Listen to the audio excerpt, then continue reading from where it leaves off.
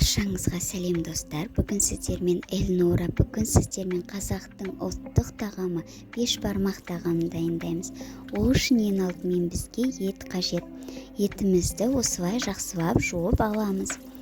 Етімізді жуып болған соң осылай қазанымызға салып, қазанға осылай су құямыз.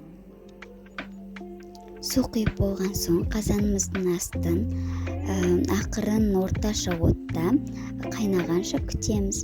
Қайнаған соң осылай көбігін алып 2-2,5 сағаттай қайнатамыз.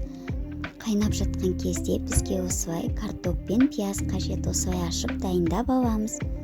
Одан кейін етіміз қайнаған соң дәміне қарай тұз және де бұрышын саламыз. Одан кейін картоп саламыз. Осылай картоптарымызды кезек-кезек қазанымызға саламыз. 15-20 минуттан кейін картоптарымыз піскен кезде етіміз де піседі. Ет пен картоптарымызды осылай алып аламыз. Піскен етімізді осылай жақсылап турап аламыз. Міне біздің етіміз бен картоптарымыз дайын. Енді еттің жаймасын дайындаймыз.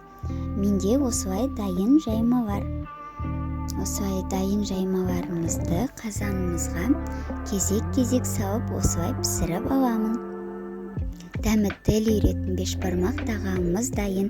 Егер де видеоны аса лайк басуларыңызды сұраймын.